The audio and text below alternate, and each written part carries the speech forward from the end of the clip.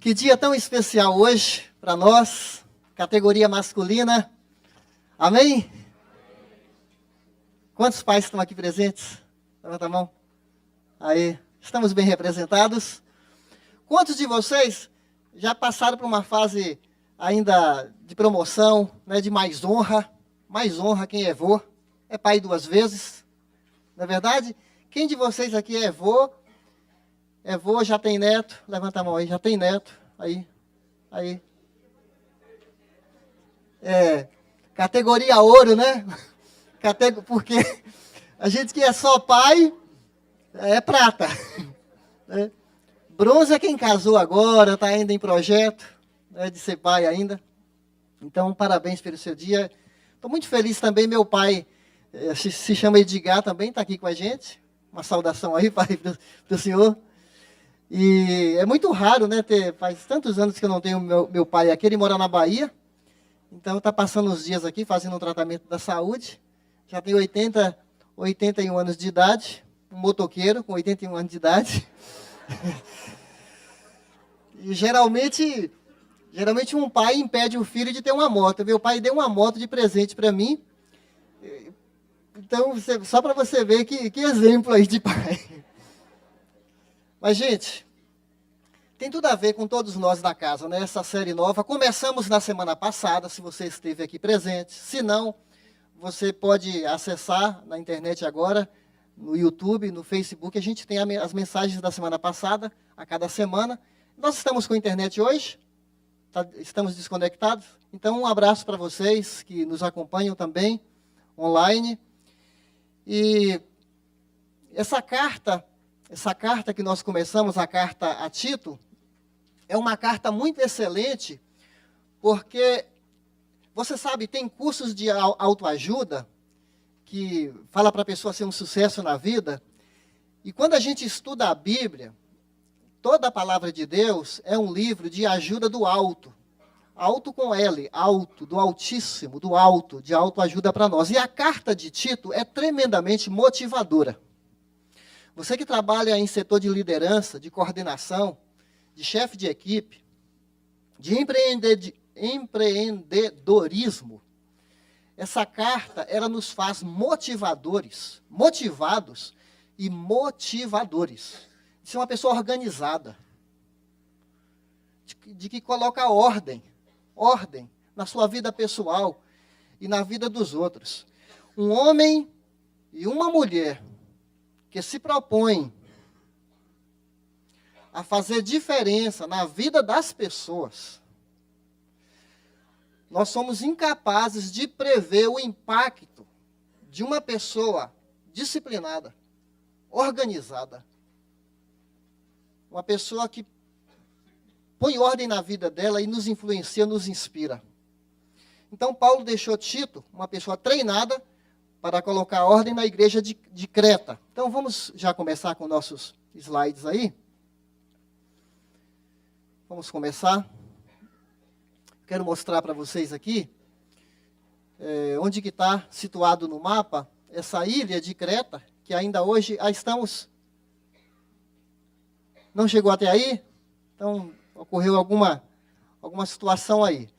A ilha de Creta, ela tem 256 quilômetros de extensão por 56 de largura. Bom, 256 quilômetros é uma ilha, é uma baita de uma ilha, porque daqui em Curitiba tem quase 300, não é? Então, uma ilha que tem 250 é uma ilha enorme. E há momentos dela que tem 56 de largura. E foi colocado ali o Tito. Tito é uma pessoa, um líder, uma pessoa treinada. Deus investiu na vida dessa pessoa para poder colocar ordem na igreja nessa ilha. Acontece que a igreja não se localizava, não se reunia num lugar só. A igreja era espalhada nas casas. Isso nos faz lembrar de grupos que se encontram nas casas. Tito vivia tempo integral. Dá para a gente entender isso pela Bíblia, como Paulo, tempo integral na obra de Deus. E ele foi colocado naquela ilha para colocar ordem na igreja. Agora, antes de falar da função de Tito naquela cidade de Creta, existe uma crise generalizada em nossos dias sobre a falta de modelos em qualquer área de liderança. Em qualquer área de liderança. Precisamos de modelos. E já que foi mostrado ali, vocês estão vendo aqui é uma das viagens de Paulo, e a Creta é essa ilha que está aqui, ó, no mar Mediterrâneo. Tá? Aqui está a Grécia, só para a gente se localizar. Ali, a ilha de Creta, a Grécia está aqui, o mar Mediterrâneo. Então era um lugar muito promissor, muito estratégico, porque tinha muitos portos e os navios passavam muito nessa região aí. E Tito nos propõe, uma vez eu já usei essa imagem aqui, a nadar contra a correnteza. Eu estava falando agora há pouco que é uma crise na liderança em nosso país. E nós ficamos indignados. Eu nem vou usar outras palavras, né? A gente fica com raiva, frustrados, decepcionados, com nojo de muita coisa que acontece não só na política. Falta de referência. Até conversando com meus filhos, estudando história do Brasil e comparando com a história americana, nós não temos heróis. É triste falar isso, mas na história brasileira, nós não temos heróis. Infelizmente, um ou outro ali que a gente nem sabe direito se foi herói ou não, quando se fala de um Tiradentes, por exemplo. Né? De um manipulador como Dom Pedro I e manipulado também. Então, diante disso, se a gente fica indignado, é um bom sinal. Se você fica chateado com o que acontece no Brasil, é um bom sinal. O que é ruim é quando nós nos acomodamos. É quando nós aceitamos as coisas do jeito que estão. Foi através da indignação que Moisés se levantou. Ele viu a opressão e ele se levantou e se dispôs. Até inicialmente de maneira errada.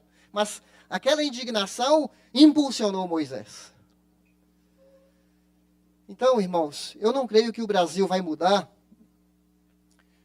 mudando só o nome dos homens que ocupam os graus de poderes. Eu não creio que o Brasil vai mudar colocando só nomes novos na política. Eu tenho dificuldade, eu vou desabafar um pouco para vocês, eu tenho dificuldade em acreditar nas instituições, pelo menos nesse momento, nas instituições atuais. Eu vou dizer para vocês, é difícil para nós acreditarmos agora na Câmara dos Deputados, ministérios, Supremo Tribunal Federal, partidos políticos. Posso citar alguns partidos aqui? Nem vou citar. Não vou citar, não vou comprar uma briga aqui. Tenho dificuldade para acreditar na igreja brasileira. Eu estou falando da igreja instituição, tá? Essa igreja que está todo mundo igual. A gospelança, a pagelança e a neopentecostalança. Nem existe essa palavra. Está difícil a gente acreditar em algo, uma instituição. Difícil acreditar até nas ONGs. De vez em quando descobrem ONGs e tantas ONGs que estão lá só para sugar dinheiro público. Por quê? Porque é difícil acreditar na instituição. Porque nós, homens, somos especialistas em corromper as instituições. Nós temos um vírus dentro de nós, algo que está errado conosco, e a gente está corrompendo, e os homens corrompem as instituições. Então não basta mudar o nome da pessoa, o candidato, o próximo, a instituição está pervertida, o sistema está totalmente virulento, está totalmente doentio. Então é possível acreditar que Deus pode mudar homens, e a gente deve orar por isso, para que esses homens transformados por Deus, ocupando esses lugares, influenciem para melhor. Aí nesse sentido, não sei se isso é utopia, se você fala isso é muita ingenuidade, pastor. Mas eu prefiro acreditar que Deus pode levantar homens chaves para ocuparem posições chaves e mudarem, influenciarem as leis humanas, alinhando essas leis humanas às leis de Deus. Eu creio nessa maneira. Eu creio dessa maneira. Agora, voltando aqui para nós. Alguns cristãos têm um estilo de vida que não afeta a sua realidade. É fácil falar dos outros, né? Mas alguns de nós, muitos de nós, não sei quantos de nós, têm um estilo de vida que a sua fé, a sua crença, não altera absolutamente nada no seu dia a dia. Talvez o máximo que a nossa crença, a nossa fé altere é o domingo. É preencher a agenda com uma ida à igreja, com um momento de religião. A carta a Tito, ela chama a nossa responsabilidade para trazer homens qualificados, tanto no caráter e conduta. Que uma coisa é ligada à outra, não é? Crença e conduta. Caráter e prática. Então existe um outro caminho. Existe um outro caminho. Existe um cristianismo que é capaz de alterar a maneira como a gente compra, como a gente vende.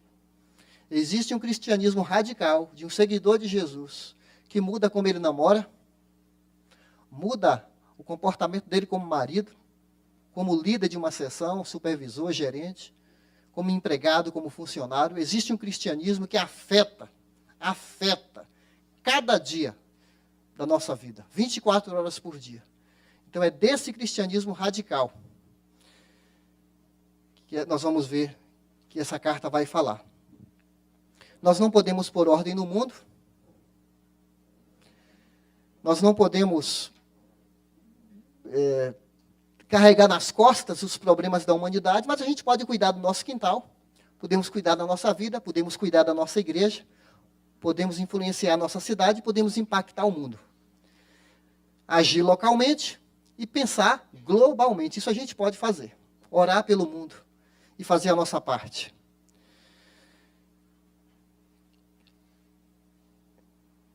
Então, nós vamos ler esse texto aqui, Tito 1, 5 a 9.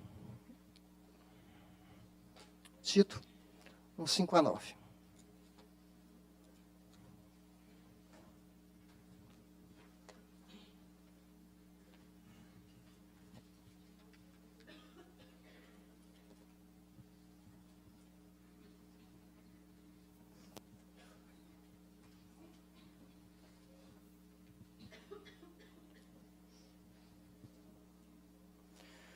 A razão de tê-lo deixado em Creta foi para que você pusesse em ordem o que ainda faltava. Olha para mim. A razão pela qual eu te deixei em Creta é para que você pusesse em ordem. Só essa frase aqui já nos remete que Deus tem um recado para você. Você tem que colocar a ordem na sua vida, no seu trabalho, na sua existência, na sua família, seus estudos, alguma coisa. Mas no texto aqui, continuando no versículo 5, e constituísse presbíteros em toda a cidade, como eu o instruí. Ele era uma pessoa treinada. É preciso que o presbítero seja irrepreensível. Guarde essa palavra aqui que a gente vai gastar mais tempo nela, tá certo? Irrepreensível, marido de uma só mulher, e tenha filhos crentes que não sejam acusados de libertinagem ou de insubmissão. Por ser encarregado da obra de Deus, é necessário que o bispo seja irrepreensível. Olha de novo a palavra, percebeu? Não orgulhoso, não briguento, não apegado ao vinho, não violento, nem ávido. Ávido é desejoso, cobiçoso, por lucro desonesto. Ao contrário de tudo isso, não é assim, é assim. É preciso que seja hospitaleiro, né? Eu estou no versículo 8. Amigo do bem, sensato, justo, consagrado, tenha domínio próprio e apegue-se firmemente à mensagem fiel da maneira pela qual foi ensinada, para que seja capaz de encorajar outros pela sã doutrina e de refutar, quer dizer, confrontar, os que se opõem a ela. Pronto, já temos uma solução para os homens públicos do Brasil, desde vereadores até o alto escalão. Põe isso aqui lá na frente. Para ser um candidato, tem que estar dentro desse perfil, né? O tema de hoje é o perfil dessa pessoa. Fugiu aqui a palavra? Fugiu aqui a palavra. Está no seu cartãozinho aí, né? O perfil para a tarefa. Então, o perfil para administrar a coisa pública já tem aqui uma excelente qualificação. Mas não basta a qualificação, hein, gente? Uma pessoa ter qualidades é uma coisa, mas falta competência também. As duas coisas. Não adianta ter só qualidades, não é? Mas não ter competência. Não adianta ter só competência e não ter caráter. A gente precisa das duas coisas. Acontece, meus irmãos, que aqui é colocado para a igreja.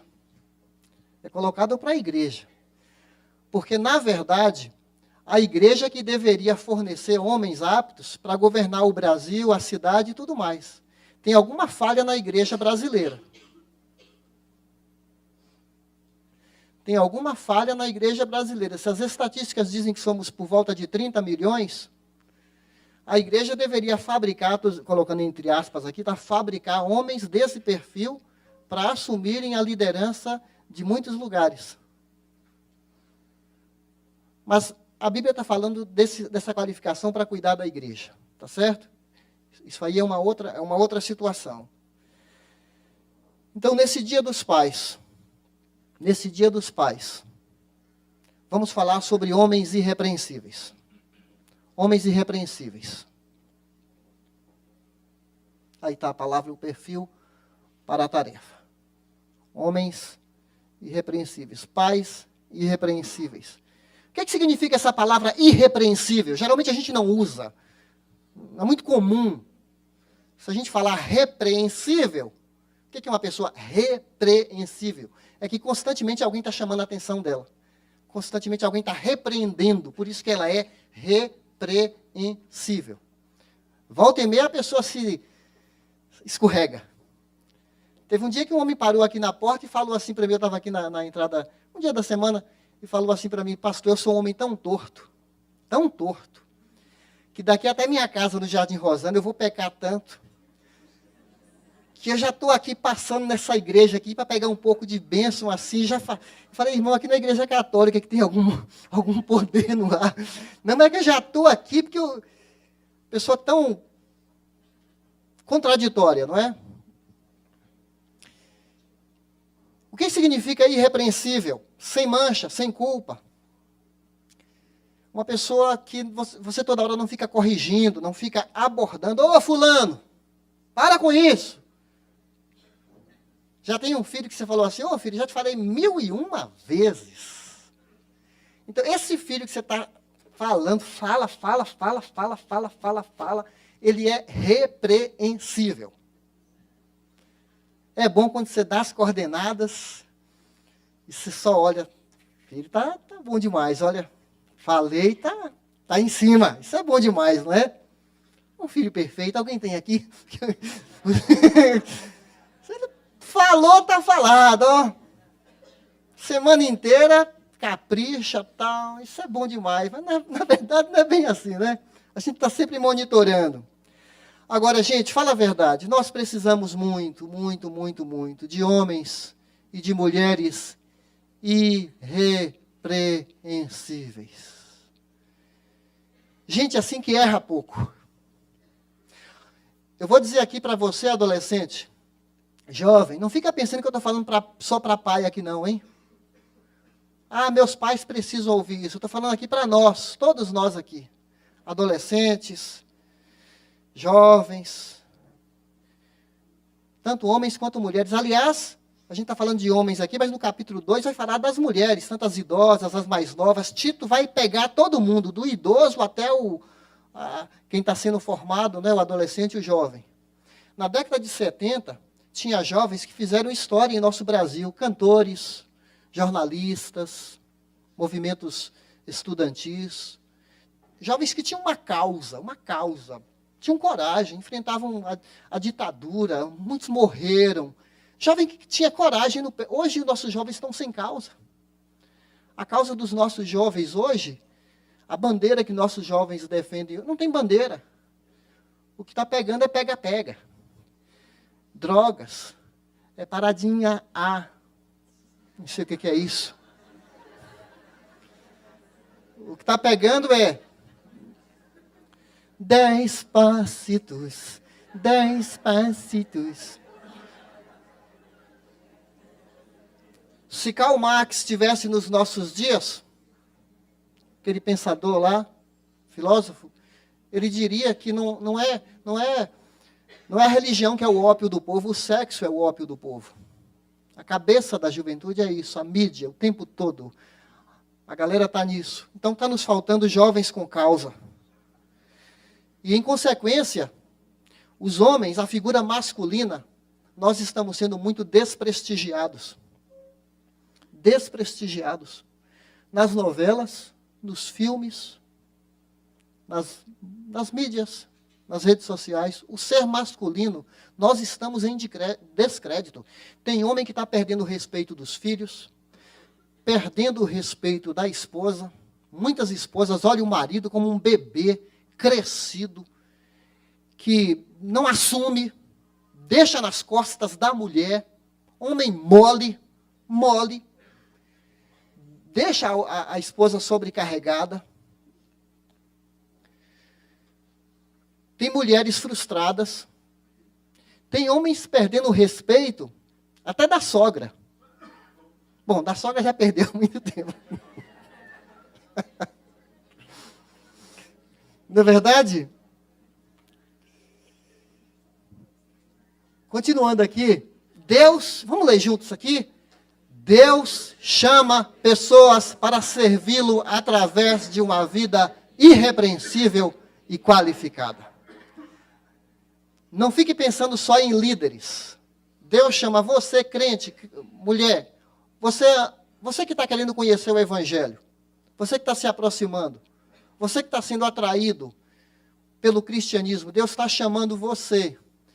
Nós precisamos de gente assim nos nossos dias. Homem com H maiúsculo, mulher com M maiúsculo. Gente que tem no peito assim, eu quero algo melhor.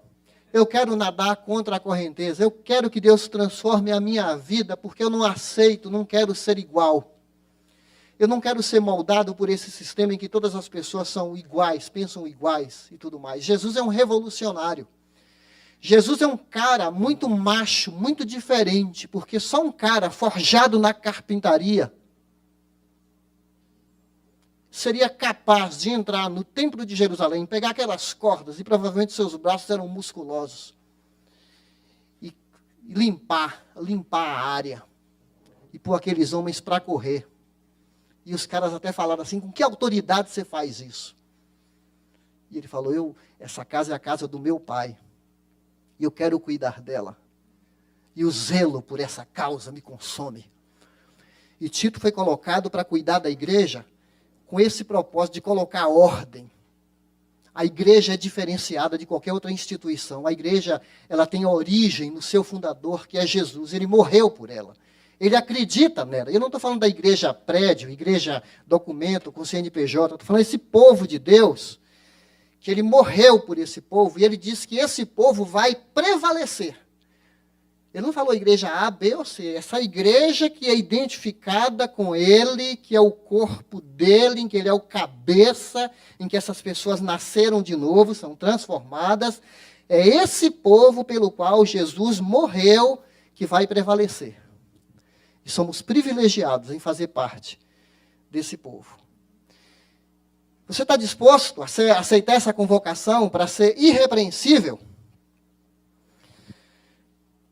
Colocar em ordem o que ainda falta significa endireitar, é uma palavra usada pelos médicos para corrigir um membro quebrado. Então, a igreja lá em Creta, ela tinha situações, se você observar o versículo 10, há muitos insubordinados. Olha como essa igreja precisava de ordem, hein? Versículo 10. Que não passam de faladores. Gente, o que tem de falador, bom de boca, no meio do povo de Deus, mas é só bom de boca, é só casca, falta conteúdo, falta miolo. E enganadores, especialmente os do grupo da circuncisão, aqueles que vieram do judaísmo e ainda não passaram pela transformação. É necessário, olha o 11, é necessário que eles sejam silenciados. Estão arruinando famílias inteiras, ensinando coisas que não devem, tudo por ganância. Tem alguma semelhança com a realidade? Gente ensinando o evangelho por ganância? Interessado na vida. Essa mensagem é mais para domingo que vem. Eu só estou colocando aqui para nós. Por que Tito foi colocado lá? Porque mesmo na instituição chamada igreja, tem aproveitadores. Tem aproveitadores. E aqui Tito tinha autoridade para fazer essas pessoas silenciarem. O líder da igreja, o pastor, um líder de um pequeno grupo, ele tem autoridade dada por Deus, não para ser arrogante, não, aqui tem as qualificações, mas para colocar ordem.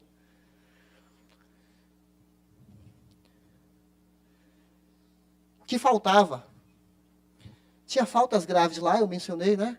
Falta de liderança espiritual, por isso que é para constituir líderes e presbíteros, falsos mestres, conduta imoral entre os jovens, adultos e idosos, que ele vai falar lá no capítulo 2. Essa frase aqui do Hernandes Dias Lopes.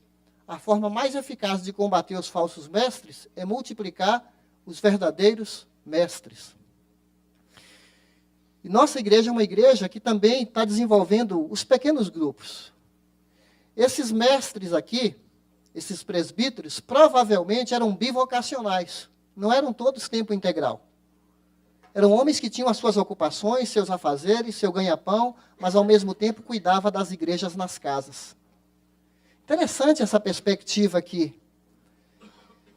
E a nossa igreja tem investido em líderes, treinamento, cursos, para você ter uma ferramenta, para você estar bem... E não só líderes não, quem quiser aprender mais. Nós chamamos professores, convidamos gente de seminário para nos ajudar no nosso ensino em nossa igreja. Agora, deixa eu parar um pouco para essa palavra bispo aqui, que vocês viram no capítulo 1, presbíteros. Se você perceber que a palavra presbítero é usada aqui no versículo 5, aí você olha no versículo 7, é necessário que o bispo. Você percebe que as palavras são usadas de maneiras sinônimas? Presbítero tem um sentido de administração, administrador. E bispo, traduzido de uma palavra chamada episcopos, episcopal, olha, tem outros sentidos que desviaram o sentido da Bíblia. Tem bispos por aí, bispas. Eu quero me prender ao que a Bíblia diz, tá certo? Então, presbítero, por exemplo, ou bispo, significa supervisor. O que é um supervisor? Supervisor. Ele olha de cima. Não para ser arrogante. Deus deu a algumas pessoas uma capacidade de olhar não só o que está à frente delas. O supervisor, ele eleva e ele vê onde precisa colocar ordem. Ele tem essa capacitação dada por Deus. Na verdade, naqueles dias do apóstolo Paulo, essas palavras eram usadas como se fossem espécie de vereadores na cidade. Chamavam os episcopos, ou os presbíteros. Era como se fossem cargos públicos, em que a pessoa administrava a cidade. Então, essa palavra foi emprestada para essas pessoas cuidarem de áreas da igreja. Na verdade, são 3 palavras, eu quero convidar você para abrir em Atos, capítulo 20. Você vai ver essas 3 palavras, pastor, presbítero e bispo, usado da mesma maneira. Aí você nunca mais vai ficar confuso. Atos 20, versículo 17.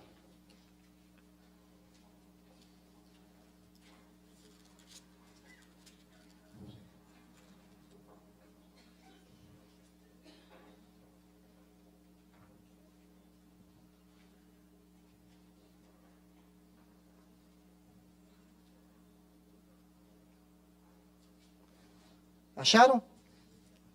20 e 17.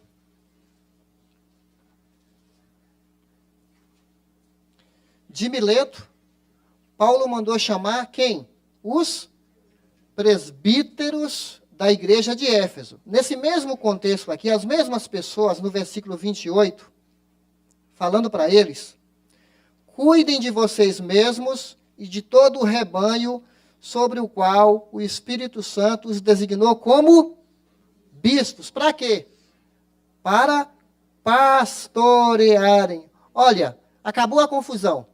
Bispo, presbítero e pastor é a mesma coisa. Entendido? Bispo, presbítero e pastor é a mesma coisa. Alguns estudiosos classificam essas palavras. Alguns estudiosos colocam a palavra para pastor como aquele que gosta, que está perto de gente, que está perto das pessoas. É uma outra palavra aqui, é poimê o nome da palavra, perto das pessoas. O bispo é um sentido de supervisor.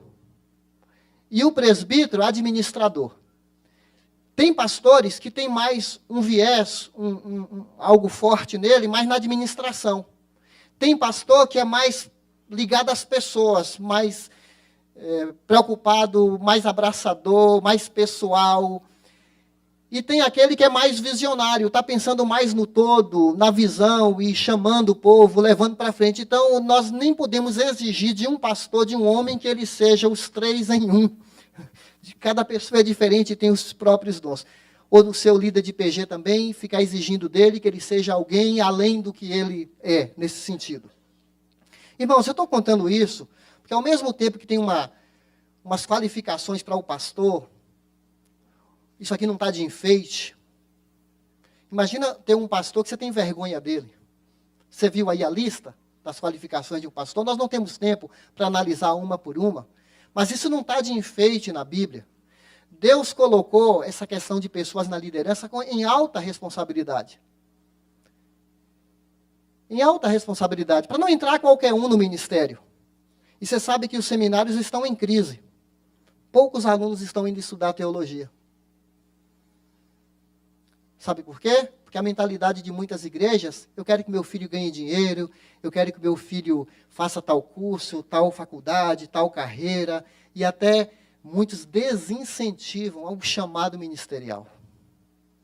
Então nós precisamos sempre orar, Deus desperta jovens, rapazes e moças, para abraçarem a vida ministerial tempo integral.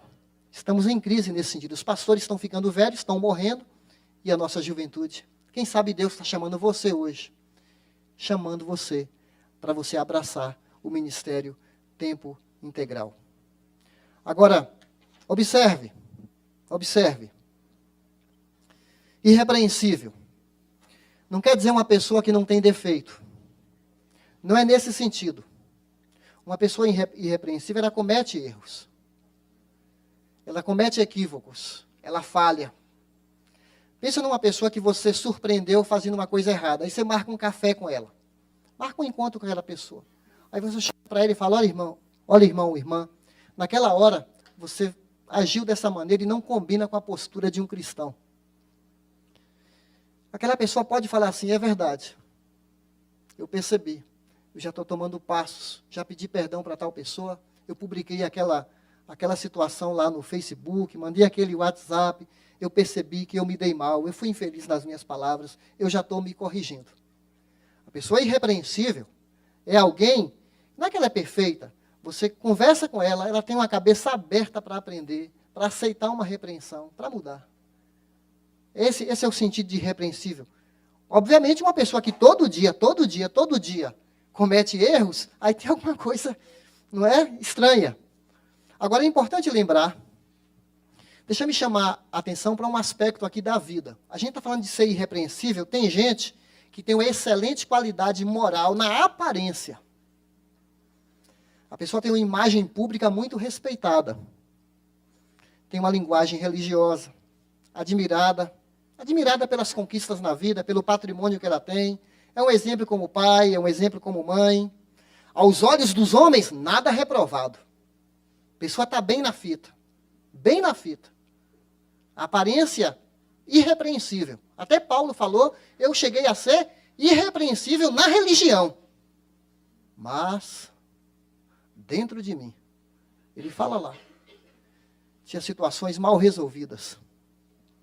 Como aquele homem que foi ao templo, belo na fita, e começou a orar, graças a Deus eu não sou como os outros homens. Eu leio a lei, eu cumpro os mandamentos, eu não me misturo, eu dou o dízimo de tudo quanto eu ganho. Eu não sou como esse publicano pecador. O cristianismo trata do coração. O cristianismo vai fundo aqui, ó. Podemos até estar bem na fita aos olhos das pessoas, mas nossa cabeça, nosso coração, abrigando pensamentos horrorosos. Irrepreensíveis aos olhos dos homens, mas repreensível aos olhos do Senhor. Deus elogiou um homem chamado Jó, um homem reto, aos olhos do Senhor. Olha, a gente pode ter uma reputação muito bonita aos olhos das pessoas, mas Provérbios capítulo 4, 23, fala, guarda seu coração, cuidado com seu coração. E nessas horas que o Espírito Santo dá aquelas cutucadas lá dentro do nosso coração, a gente tem que cair de joelho e falar, Deus, me perdoe, Senhor. Só o Senhor e eu sabe a podridão aqui da minha alma, e por favor me perdoe. Corrija esse pensamento. Livra-me, Senhor. Não deixa eu ficar pensando nisso. Tira de mim isso. Ajuda-me a guardar, irmãos. Nós temos um potencial, se não na prática, no íntimo, de pensar coisas horríveis.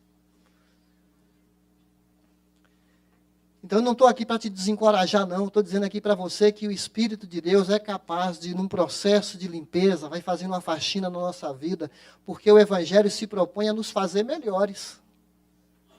O Evangelho se propõe a ser um pai melhor, uma mãe melhor, um filho melhor, um trabalhador melhor. É a tarefa do Evangelho. Agora, olha isso aqui. Essas qualificações não são só para os líderes. Não são só para os líderes de PGs. Façam tudo. Aqui é para todos os crentes, tá? Filipenses aqui, ó. Façam tudo. Sem queixas, nem discussões. Na outra tradução fala nem murmurações. Para que venham a tornar-se puros e irrepreensíveis, filhos de Deus inculpáveis, no meio de uma geração corrompida e depravada, na qual vocês brilham como retendo firmemente a palavra da vida. Ele está exigindo qualificação só para a liderança? Há os líderes que têm que ser qualificados assim? Não, todos nós, todos os crentes. Olha esse outro texto, não dá tempo de ler todos. Que o próprio Deus da paz os santifique inteiramente, que todo o espírito, a alma e o corpo de vocês sejam preservados irrepreensíveis na vinda de nosso Senhor Jesus. Ele está nos preparando para nós nos encontrarmos com Ele. Uma noiva, quando se prepara para o casamento, ela não se cuida? Ela não cuida da reputação dela, para não ser mal falada e tudo mais, para um dia estar bem no casamento, não ter casos. Não é verdade? Uma noiva? Espera-se isso de uma noiva? A noiva de Cristo, o povo de Deus, está sendo preparado para o encontro com o noivo. E Ele deseja isso de nós. Isso envolve um coração aberto. Deus, eu quero ser lapidado, eu não me conformo com situações mal resolvidas, mentira na minha vida. Uma linguagem. Tito vai falar que até o crente tem uma linguagem sã, irrepreensível, até na linguagem, até na nossa fala. Nosso coração, tudo, nossos olhos. Irrepreensibilidade tem a ver com isso. E aí tem as qualificações, não é? Irrepreensível como marido e pai, que está no versículo 6, aqui do capítulo de Tito, voltando para a nossa epístola lá, você vê, irrepreensível como pai.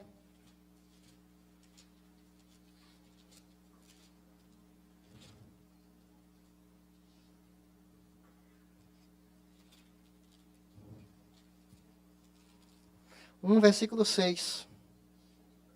É preciso que o presbítero seja marido de uma só mulher, não pode ser polígamo, não pode ter casos. Filhos crentes que não sejam acusados de libertinagem ou de insubmissão. Pai, sacerdote do lar, responsável pelos filhos.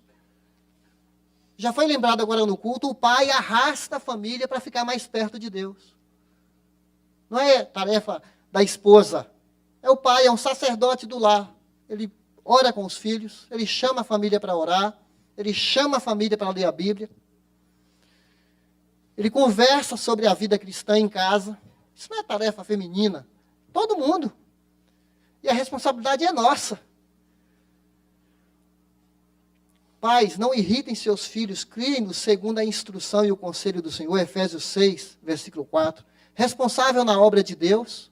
É o versículos 7 a 9. Irmãos, graças a Deus pelos homens e mulheres que a gente tem aqui que amam o povo de Deus. Amam essa comunidade nossa. Eles cuidam. Tem gente que sofre quando a igreja sofre. Chora quando a igreja chora. Se alegra quando a igreja chora. Isso é bom demais, a gente ser uma família. Obrigado. Se alegra quando a igreja se alegra. É gente envolvida que faz isso. É só gente envolvida. Porque quem não está envolvido está pouco se lixando. Está pouco se lixando. Então é gente que ama, que é apaixonada pela obra de Deus, apaixonada pela obra missionária. Teve uns dias atrás aqui que eu estava com um missionário que eu passei vergonha. Se você estava aqui aquele dia, eu passei vergonha. De coração eu vou falar isso para você. Eu estava com um missionário aqui do meu lado, Josué, lá do Amazonas, e perguntei aqui, pedi para ficar de pé, quanto sustenta a obra missionária? Eu passei vergonha. Levantaram alguns gatos pingados. É um culto da noite.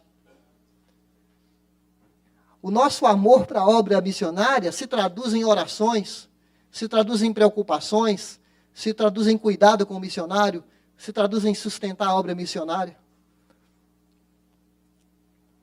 Responsável na obra de Deus, não deve ser orgulhoso, que se acha o tal. Não deve ser briguento, aí fala no versículo, hospitaleiro, não apegado ao vinho. Você que quer ser uma referência na obra de Deus, você não pode ser apegado ao vinho. É verdade que a Bíblia não ensina abstinência total.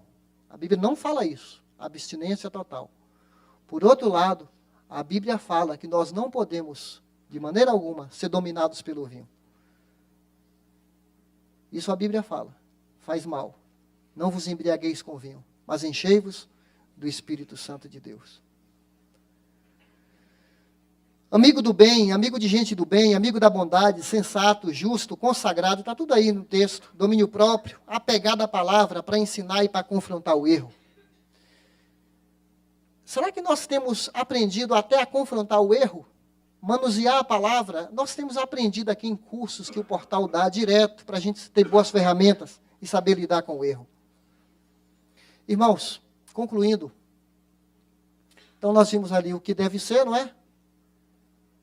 Não deve ser, ali só para recordar, orgulhoso, não briguento, não apegado ao vinho, não violento, não ávido por lucro desonesto, e deve ser hospitaleiro, amigo do bem, sensato, justo, consagrado, domínio próprio, apegado à palavra, capaz de ensinar e confrontar o erro. A igreja precisa ou não precisa de gente assim? De membros assim, que tem convicção?